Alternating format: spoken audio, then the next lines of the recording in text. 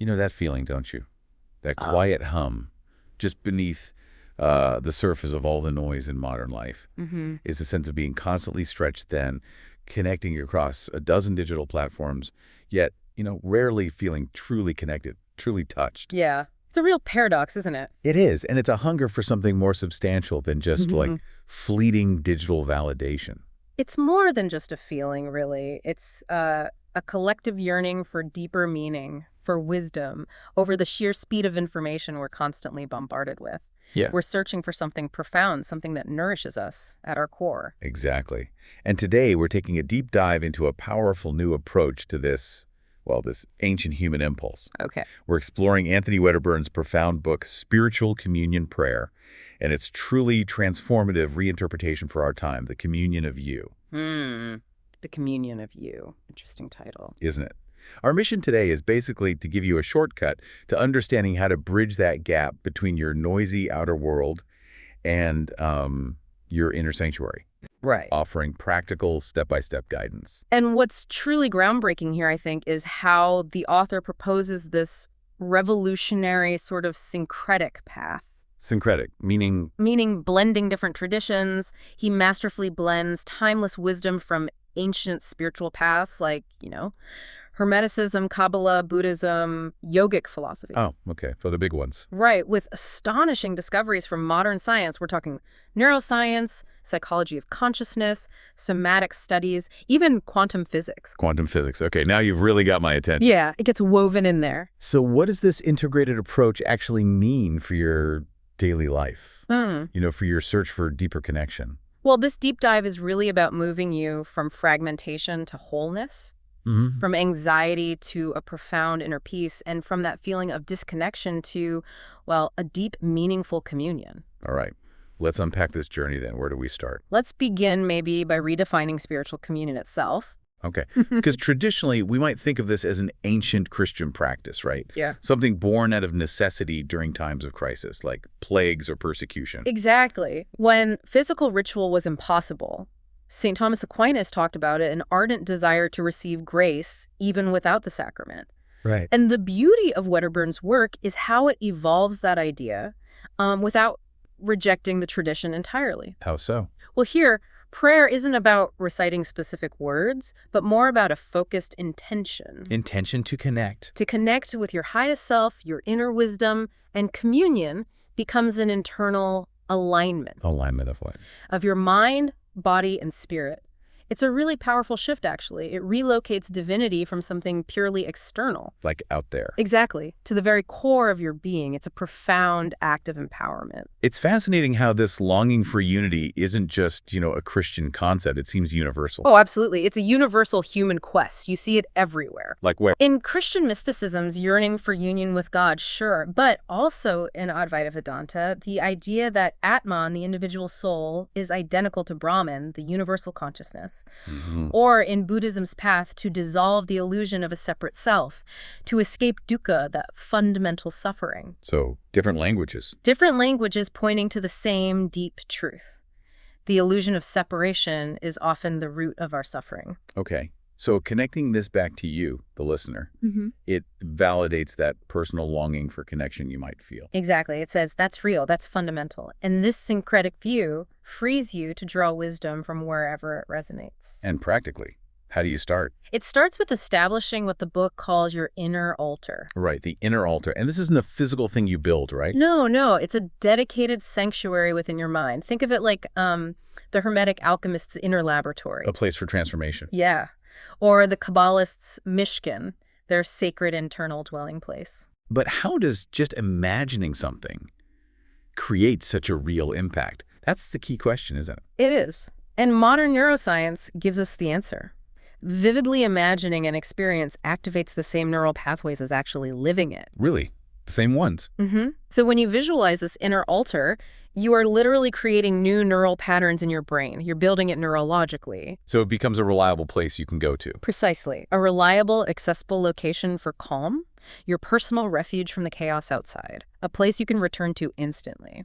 Okay, so how can you, the listener, put this into practice right now? Well, one powerful way is the inner altar visualization itself. Walk us through it. Find a quiet spot, maybe close your eyes. Imagine a peaceful path leading you somewhere special. Mm-hmm. Then you arrive at your own unique, sacred space. Really try to engage all your senses. What do you see, hear, smell? What does it feel like? Okay. And then place a symbolic altar there. It's a focal point for connecting with your highest self. This is your personal refuge, accessible anytime. And to deepen that, Try some journaling prompts. Explore what spirituality and divinity truly mean to you now. Not what someone told you, but what you feel. in point. Recall past moments when you felt profoundly connected. Identify your deepest current longings. And gently, gently uncover any limiting beliefs holding you back. That sounds incredibly valuable. What about for, super busy days when you don't have much time? Ah, yes. For those days, there's a micro practice called the 1-minute communion. 1 minute. I like the sound of that. Just pause 60 seconds. Take one deep breath, maybe place a hand over your heart and silently say, I am here. I am here. Yeah. And focus on feeling that divine spark, that presence within you. It's simple, but it's a powerful anchor. #tag the mind as architect of reality. Okay, let's shift gears a bit. Let's talk about the mind. The book frames it as the true architect of your reality. Yes, exactly. It goes back to that ancient Hermetic axiom from the Kabbalion. The all is mind, the universe is mental. Which basically means, It suggests that the universe we experience, and especially our individual reality, is a direct reflection of our own mind.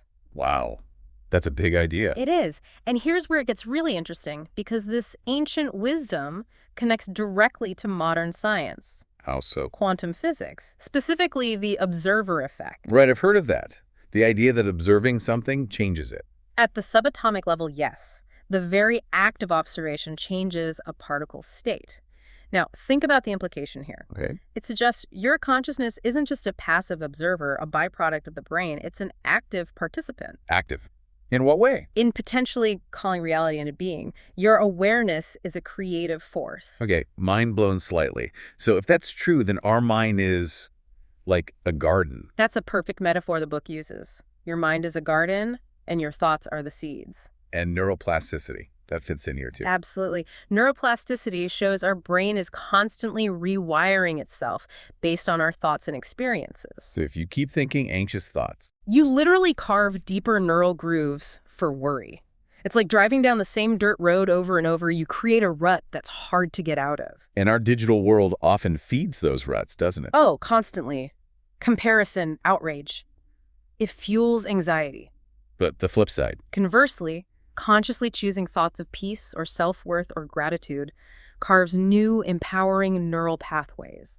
You're not just thinking positive, you're deliberately re-sculpting your brain. which leads to this idea of deprogramming for conscious choice. Exactly. Your subconscious mind has been programmed since you were a child, family, culture, media. It all shapes your beliefs without you even realizing it. And a huge part of that programming now comes from the digital world. It's like a pervasive machine constantly feeding us inputs. Mm-hmm. Which is why a digital detox isn't just about less screen time. It's more fundamental. It's a fundamental act of deprogramming. It creates the quiet space you need to hear your own inner wisdom, separate from the algorithm's noise. Okay, so let's get practical again. How can you apply this? All right, first, try the mind garden exercise. Okay. For just a few minutes daily, observe your thoughts. Label them weeds, the worries, the self-criticism, or flowers, the kind thoughts, the gratitude. Just watch them, no judgment. Mm-hmm. Then, for 1 minute, consciously plant a desired seed. Maybe it's peace, maybe confidence. Water it with your focused attention. Feel it. Actively sculpting new pathways. I like that. What else? Create personalized affirmations for a sacred mind. How does that work? Identify a limiting belief you hold. Maybe I'm not good enough. Then find its empowering opposite and frame it in the present tense. So I am capable and resilient. Exactly. Say these aloud, write them down, especially when that old belief pops up. You're consciously replacing the old program. Nice. And the digital detox. Right. Consider a digital detox for mental clarity, and you can tailor it. Tailor it how? There are tiers. A gentle detox, maybe no phone for the first hour of the day, screen-free meals, turn off non-essential notifications, simple stuff. Okay, doable. A moderate detox might add a digital curfew before bed, maybe set some app time limits. Mm-hmm. And a deep detox could involve a full tech Sabbath, 1 day a week, maybe, with no social media, no mindless browsing. Wow, a whole day. That sounds challenging. It can be, but it's not just about disconnecting. It reveals how deeply programmed you are by these inputs and gives you a profound mental reset. Hashtag the body as a sacred temple. Okay, so we've covered the mind. Now let's shift focus to the body. The book calls it a sacred temple. Yes, and this is so vital. True spiritual communion isn't just an intellectual exercise. It absolutely requires bridging the mind and body. So the body isn't just a vehicle carrying the brain around. Not at all. It's a direct manifestation of your spirit, a sacred vessel. But we often live from the neck up. Guilty as charged sometimes. Yeah, disconnected from what the book calls our soma's wisdom, the innate intelligence of our physical self. Yeah. And that disconnection, it's a major source of anxiety. And this connects to polyvagal theory. You mentioned that earlier. Exactly. Dr. Stephen Porges's polyvagal theory. It's crucial here. It explains how our nervous system is constantly scanning for safety. Through different circuits. 3 main ones. The sympathetic for fight or flight, the dorsal vagal for freeze or shutdown, Okay. and the ventral vagal circuit, which is where we feel safe, connected, socially engaged. And the key insight is, You can't think your way into feeling safe. Your body has to experience cues of safety. Embodied practices aren't just nice extras, they're biological necessities for regulating your nervous system. wow, okay, so embodiment is key. And the breath? The breath is the most immediate, most powerful tool for embodiment. It's the literal bridge between your conscious and unconscious mind. Like pranayama and yoga. Precisely. Pranayama is the regulation of life force, prana. And modern neuroscience now understands this partly as vagal toning, stimulating the vagus nerve to calm and regulate the whole system. So you could frame breath as prayer. Absolutely. It's a direct conversation with your internal state, with your body's wisdom. And you mentioned sensory starvation earlier. Yes. In our digitally saturated world, we often numb out our senses. Sensory communion is the antidote. What does that look like? It's about finding the sacred in the ordinary by engaging fully with your senses. Like really tasting that cup of tea, feeling its warmth, smelling its aroma. Bringing yourself totally into the present moment. Exactly, which is precisely where the divine, that sense of connection, can always be found. All right, let's get practical again. How do we bring this embodiment to life? Breath practices. Definitely. For breath as prayer, 2 foundational techniques are great. First, 3-part breath. How does that work? You inhale sequentially into your belly, then your ribs, then your upper chest, feeling the expansion, then exhale slowly in reverse. Okay, and the second? Box breathing. Super simple, very calming. Inhale for a count of 4, hold for 4, exhale for 4, hold empty for 4. Repeat. Got it. Inhale, hold, exhale, hold. 4 counts each. Perfect for instantly calming and centering yourself. What about movement? Try mindful movement for inner union. Even a quick 5-minute sequence helps. Link your breath to simple movements. Like what? Gentle cat-cow stretches are wonderful for spine flexibility. Yeah. Standing side sways, opening the side body, standing twists, even just a full body shakeout to release physical tension. A shakeout, like literally just shaking. Yeah. Animals do it naturally after stress. It discharges tension. It feels surprisingly good and really brings you into your body. Okay, I might try that later. And the sensory communion, that mindful sip. Yes, the mindful sip. Transform drinking your daily tea or coffee into a 3-minute sacred practice. Wow. Before you even sip, pause. Really see the color. Feel the warmth of the mug. Smell the aroma deeply. Then take a sip and taste all its nuances. Even listen.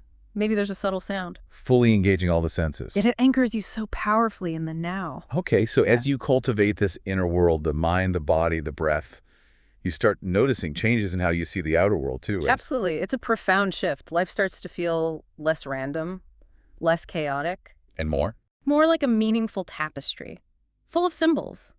It connects back to that Hermetic axiom, as above, so below. Meaning events outside reflect what's inside. In a way, yes. Events might start to feel like they're happening for you, mirroring your inner state rather than just to you.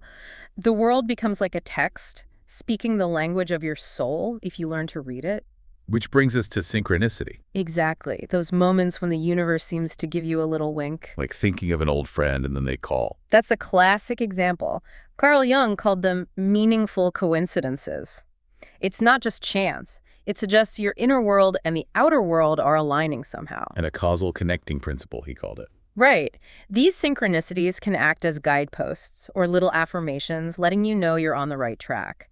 The book talks about synchrodestiny actively collaborating with this process. Collaborated with the universe, okay. And this wisdom seeking doesn't stop when we sleep. You mentioned dreams. Definitely not. Dreams are like the native language of your subconscious, a nightly theater where your deepest fears, desires, and even guiding messages get played out symbolically. So not just random weirdness. Not according to Jung or this book.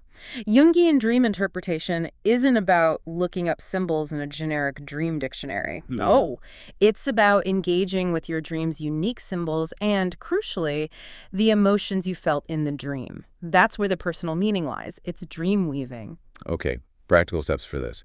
How do you decode the world in your dreams? First, try keeping a symbolic sight journal. How does that work? At the end of your day, just jot down any significant events, big or small, that stood out. Then reflect.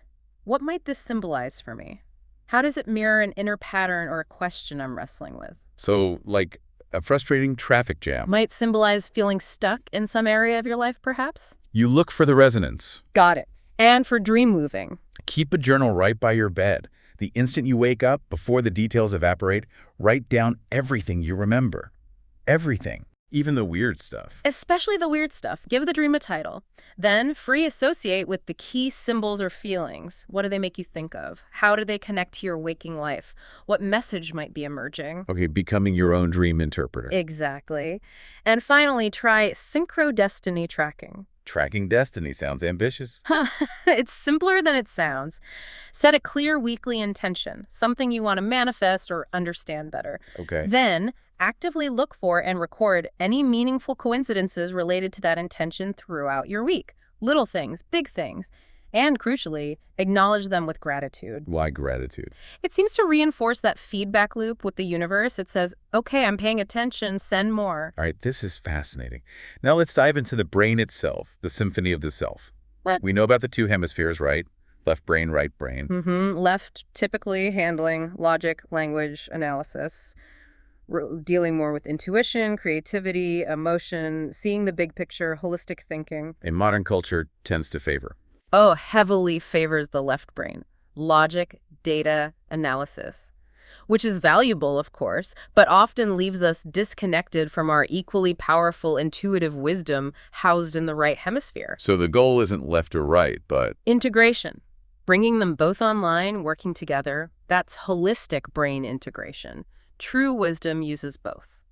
And this integration, is it just a concept or is it something measurable? It's measurable. Neuroscientists call it whole brain coherence or brain synchronization. What does that mean? It's a state where brainwaves actually synchronize across both hemispheres. You see it during deep meditation, peak creative flow, moments of deep insight. And benefits. Greater clarity, enhanced creativity, a profound sense of well-being and connection. It's the opposite of the fragmented, scattered feeling you get from constant digital overload. Okay, so how do we use this integrated state, especially for making decisions? Life is full of choices. That's where the intuitive logic framework comes in. It's a balanced decision-making model. Balanced how? It honors both rational analysis and that intuitive gut feeling, which, by the way, isn't random. Your gut feeling is often your subconscious processing vast amounts of information very quickly. So you combine the data with the feeling. Exactly. You gather the facts, left brain, create space to tune into your intuition, right brain, and make a choice that feels both wise and authentic to you. Makes sense. Actionable steps to encourage this whole brain state. Yes. Bilateral stimulation practices are great for this. Like what? Alternate nostril breathing, Nadi Shodhana from yoga, is fantastic. You gently close one nostril, breathe, switch, breathe. It's incredibly calming and balancing, literally helping synchronize the hemispheres. Okay, I know that one. Anything else? The butterfly hug. It's a simple self-soothing technique used in EMDR therapy. How do you do it? You cross your arms over your chest, hands on opposite shoulders or upper arms, and then gently tap back and forth, left, right, left, right. It provides that bilateral input and can be very calming for anxiety in the moment. Interesting. What about activating the right brain more generally? Engage in creative communion. Activities that are nonlinear, that bypass the analytical mind. Examples? Mandala doodling, just drawing circular patterns radiating from a center point. It can be very meditative and integrating. Or free flow writing. Set a timer for 10 minutes. Pick a prompt like, what does my soul want to say?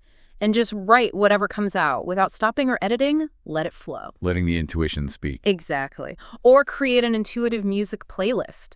Put on music without lyrics, close your eyes, and just notice the feelings, sensations, images that arise. No analysis, just experience. And that decision-making model, the intuitive logic one. Right. A simple 5-step process you can use. Okay, step 1. Gather data, get all the logical facts, pros and cons, left brain. Step 2. Create space for intuition. Step away from the data. Meditate, take a walk, sleep on it. Right brain needs space. 3. Tune into your body. What's your somatic wisdom, your gut feeling saying? Body intelligence. Ask your inner oracle. Pose the question to your highest self, your intuition, and listen for the answer that feels most aligned. Intuitive wisdom. M5. Integrate and decide. Bring the logic and intuition together. Make the choice that resonates on both levels. Whole brain. Okay, let's talk about breaking free. Yes. Deprogramming for conscious choice. This sounds intense, but important. It really is, because you weren't born a blank slate, right? Your subconscious got programmed from day one, family, culture, media. This deprogramming is about unearthing that hidden code, those beliefs running the show behind the scenes. So you can consciously decide what to keep, what to rewrite. And what to just let go of completely. It's about reclaiming your mental and emotional sovereignty. A lot of this programming shows up as limiting beliefs, right? What CBT calls cognitive distortions. Exactly. Those automatic negative thoughts like, I must be perfect to be loved, or I'm not good enough, or things always go wrong for me. And CBT teaches us that it's often our thoughts about events, not the events themselves, that cause our suffering. Precisely. Which is why the pattern interrupt technique is so useful. It helps you catch those thoughts in the act. Catch them, question them. Catch it, check it, change it. That's the mantra. Now, you also mentioned something fascinating, epigenetics. The idea that trauma can be inherited. Yes. It's an emerging and really powerful field. Epigenetics suggests that ancestral experiences, especially significant traumas, can leave chemical marks on our genes.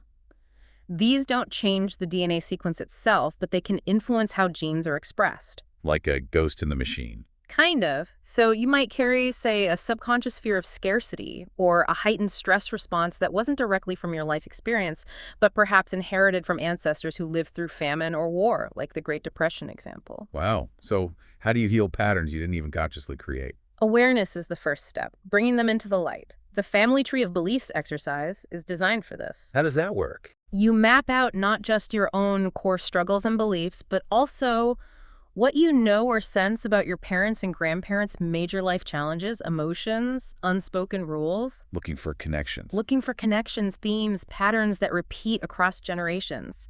Seeing it laid out like that can be incredibly illuminating and foster immense compassion for them and for yourself. It helps depersonalize the struggle. Makes sense. And the final piece of this deprogramming is forgiveness as energetic liberation. This is huge. Forgiveness. That can be really hard. It can be. But it's crucial to understand it's primarily an act of self-liberation. Holding on to resentment, anger, blame, it's like carrying a heavy, unseen anchor that keeps you tied to past pain. So forgiveness isn't about condoning bad behavior? Not at all. It doesn't mean what happened was okay. It means you are choosing to cut the energetic cord that binds you to that pain so you can be free. Freeing yourself. Exactly. And this applies to forgiving others, yes, but also seeking forgiveness if needed, and critically, forgiving yourself. Self-forgiveness is often the hardest, but most necessary. Okay, actionable steps for breaking these chains. The pattern interrupt. Right. Practice. Catch it, check it, change it. When you notice a negative thought loop starting, 1, catch it, recognize it. There's that not good enough thought again. 2, check it. Question its validity. Is that really true? What's the evidence against it? 3, change it. Consciously replace it with a more balanced, realistic, or empowering thought. Practice makes perfect. Or at least better. Definitely. And then try the family tree of beliefs exercise. Get out your journal, write down your core limiting beliefs, then reflect on your parents, your grandparents. What were their major struggles, their dominant emotions, unspoken family rules? Look for the threads. Seeing the bigger picture. It creates distance and perspective. And finally, practice forgiveness as liberation. Is there a specific technique? The empty chair technique can be very powerful, even if it feels a bit strange at first. Talk me through it. You imagine the person you need to forgive sitting in an empty chair opposite you. You speak your truth, express the pain, the anger, everything you need to say out loud. Okay. Then you physically switch chairs. You try to embody their perspective, speak from their point of view, perhaps voicing their pain, limitations, or reasons, even if you don't agree. To build empathy. To build understanding, yes. Then you return to your original chair. And from that place of having expressed and understood, you consciously make the choice to release the energetic burden. You might say aloud, I forgive you, not for you, but for me. I release this now. I set myself free.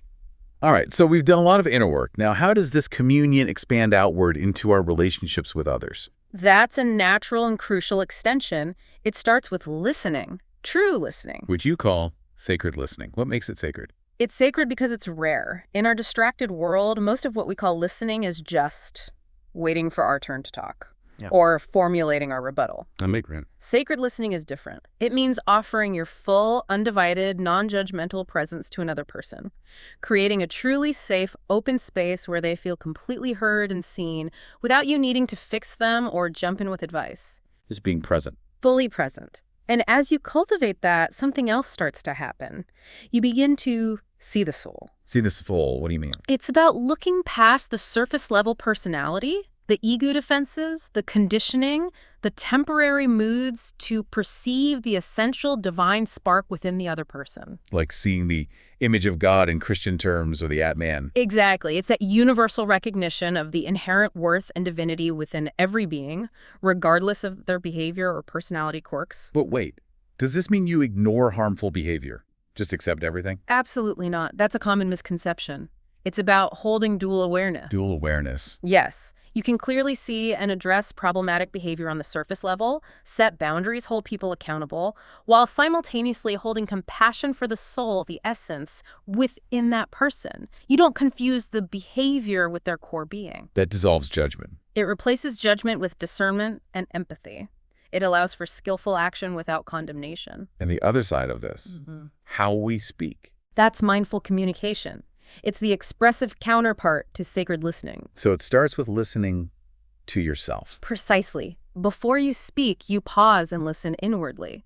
What's my intention here? Am I reacting out of fear or anger, or responding from a place of clarity and connection? Choosing your words carefully. Choosing your words, your tone, even your body language with intention, clarity, and kindness. Moving from reactive outbursts to thoughtful, responsive communication, speaking from that place of inner union you've cultivated. Okay, practical takeaways for relationships. Yeah. How do we practice sacred listening? The Sacred Listening Diet is a fantastic structured exercise. How does it work? You pair up with a trusted partner, decide on an open-ended question like, what's alive in you right now? Or what are you learning lately? Okay. One person speaks for a set time, say 5 minutes, while the other person listens in complete silence. No interruptions, no nodding vigorously, no even just pure receptive presence. Then you switch roles. Just listening. That sounds harder than it looks. It is surprisingly powerful for both the speaker and the listener, and for seeing the soul. How do you practice that in daily interactions? It's mostly a silent internal practice. When you're talking with someone, maybe someone difficult first, just notice their personality, their outward presentation, their behavior, acknowledge it. Then consciously shift your focus. Look deeper beyond the surface. Imagine the core of their being, their essential nature, their spark. Hold both awarenesses simultaneously, the personality and the soul, and maybe silently send them a blessing. I see your struggle. May you be well. Holding both. Okay. And mindful communication principles. A few key ones. Pause before speaking, always. Give yourself that beat. Speak from the I perspective, I feel hurt when, rather than you always make me feel. Takes ownership. Yes. Listen to truly understand the other person's world, not just to reload for your reply and paraphrase what you heard them say. So if I understand correctly, you're feeling, to ensure clarity and show you're really listening. Now, let's broaden the lens even further. Communion with the earth. Finding divinity in nature. Yes. This is fundamental. Long before we built temples of stone, the living world was the original temple. Our disconnection from nature is, I think, a major source of modern anxiety and alienation. And reconnecting is like coming home. Exactly. And science is validating this ancient wisdom now. Fields like ecotherapy, the practice of forest bathing, Shinrin-yoku in Japanese. Forest bathing. Just being in the woods. Mindfully being among trees, yes. Research shows it demonstrably lowers stress hormones, improves mood, boosts immune function. Nature has profound healing power. And nature can also be a mirror, like we discussed with symbols earlier. Absolutely. Nature acts as a powerful mirror for our inner landscape, for our life's journey. How so? You might see a resilient tree bending in a storm and recognize your own capacity to navigate challenges. Or the cycle of seasons, death, and rebirth can teach you to trust fallow periods in your own life, knowing new growth will come.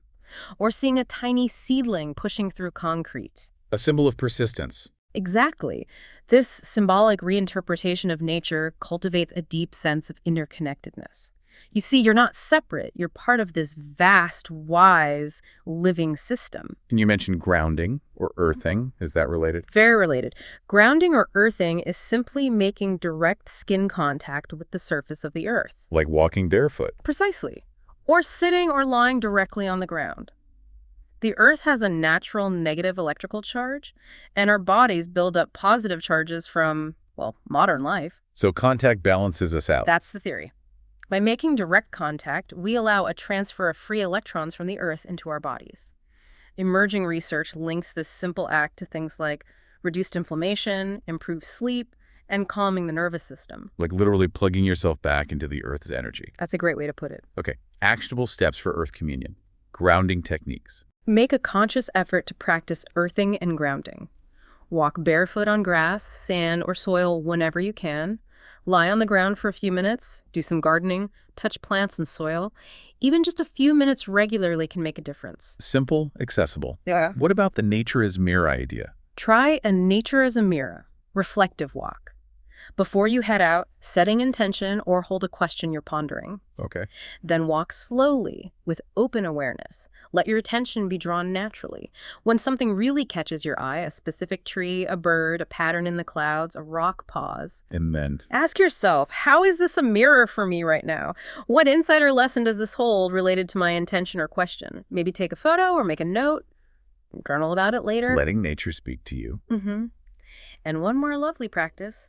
Creating a nature mandala. A mandala made of natural things. Yes. Mindfully collect fallen items, leaves, stones, twigs, petals, seeds, whatever you find naturally on the ground. Don't pick living things. Find a spot on the earth and arrange your collected treasures in a circular pattern, starting from the center and working outward. Let your creativity flow. And then? Take a moment to appreciate your co-creation with nature. Breathe it in. And then leave it. Let it return naturally to the earth. It's a beautiful practice in creativity, presence, and embracing impermanence. Okay, we've covered so much ground, inner work, outer connection, nature. Now we arrive at perhaps the most crucial part. Yeah. Integration. How do you weave all this into daily life sustainably? This is the key, isn't it? Because knowledge without consistent application just remains, well, abstract theory. Right. It doesn't change you. Exactly. True transformation happens when these principles become embodied habits woven into the fabric of your daily life. Yeah. It's about creating a sustainable practice. And the emphasis there is on sustainable. Absolutely. And the key isn't intensity, but consistency. And coupling that consistency with immense self-compassion, meaning small, repeated actions are far more effective than infrequent, heroic, all-or-nothing efforts where you burn out or beat yourself up for missing a day. The goal is consistent presence, showing up for yourself, not achieving some impossible standard of perfection. Okay, that's reassuring. So, starting the day. Yes. The morning communion. Yes.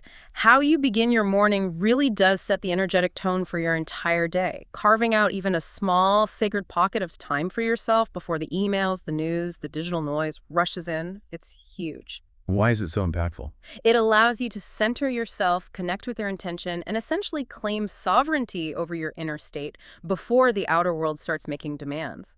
Even just 15 minutes can make a profound difference in how you move through your day with more grace, purpose, and centeredness. And ending the day. The evening gratitude. Equally important.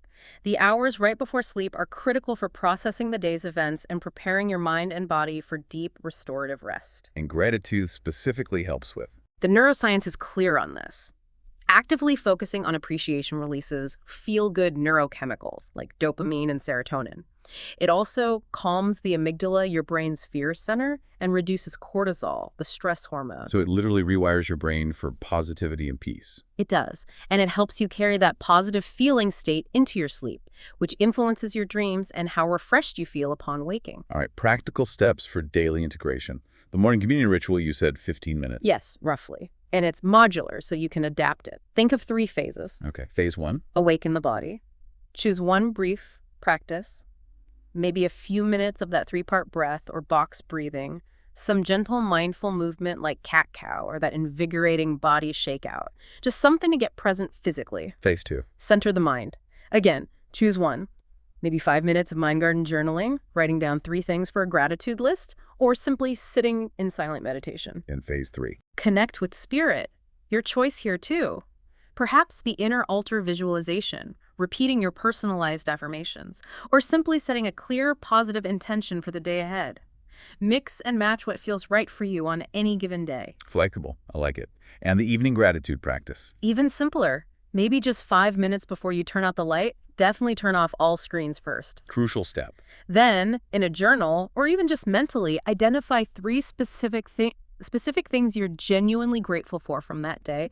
Don't just say, my family, say the way my child laughed, or that helpful conversation with a colleague. Got it. Specificity matters. Then take a moment to really re-experience the feeling of appreciation associated with each one.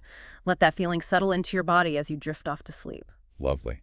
And how do you keep track or stay motivated? Consider creating your own personal communion calendar. It doesn't have to be rigid, but having a flexible structure can help. Like planning your week. Sort of.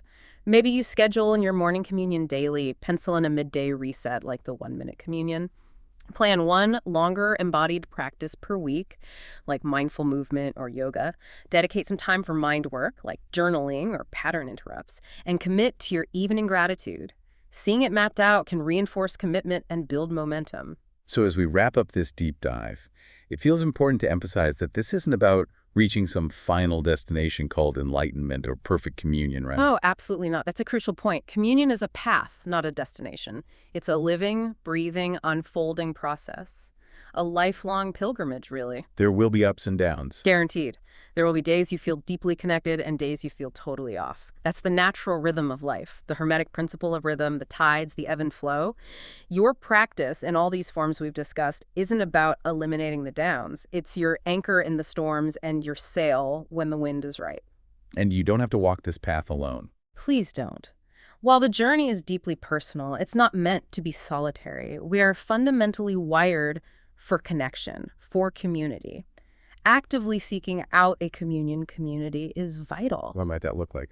It could be anything. A group of like-minded friends who support each other's growth, an online forum dedicated to these topics, taking a class on mindfulness or meditation, joining a spiritual center, or even just finding one friend you can do that sacred listening diet with regularly. Sharing the journey. It provides encouragement, accountability, new perspectives. It just enriches the path immensely. And finally, you suggest writing a letter to your future self. Tell us about that.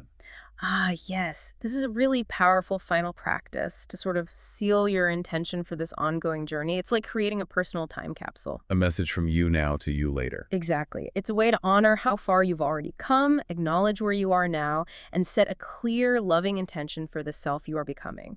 It's really the ultimate act of spiritual communion, having a dialogue with your own soul across time. That's beautiful. Okay, final actionable steps for this lifelong journey. Setting that intention. Yes. First, set your North Star intention. Take some quiet time with your journal.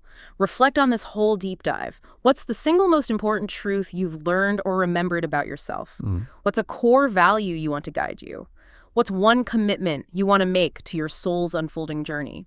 Try to condense it into one powerful, guiding statement. Your North Star. Got it. And finding community. Commit to taking one concrete step this week towards finding your communion community. Don't overthink it. Just one step. Like what? Reflect. What kind of support do I actually need right now? Then do a quick search. Look up local meditation groups, spiritual centers, meetup groups related to mindfulness or personal growth. Or maybe just reach out to that one friend you thought of and suggest meeting for coffee to talk about these things, or trying the listening diet. Just initiate something. One small step. Okay? And the letter. Yes. Dedicate some time to write that letter to your future self. Choose a time frame for when you'll open it, maybe 1 year from now, 3 years, 5, whatever feels right. And what do you put in it? Describe your present life honestly. Your hopes, your fears, your current challenges, your joys. Share your vision for who you hope your future self is becoming. Offer that future self some encouragement and wisdom from where you stand today. Maybe ask your future self some questions you're grappling with now. Then seal it up. Seal it up. Put the date to open it on the outside and store it somewhere safe. Or you could use an online service like futureme.org, which will email it to you on the date you specify. A powerful practice. Oh. So wrapping up, this deep dive has really shown us how to move from that feeling of disconnection. To profound inner peace. From feeling reactive and tossed around by life. To consciously creating your reality from the inside out. And from isolation. To deep, meaningful connection with yourself, with others, and with the world around you. You really are now equipped with some powerful wisdom, tangible tools, and hopefully a lot of inspiration. So the final thought to leave you with is this. If the universe is truly mental, as the ancients suggested and quantum physics hints, and if your mind is the sacred space where your world is actually created, what new reality will you begin to consciously dream into being, starting today?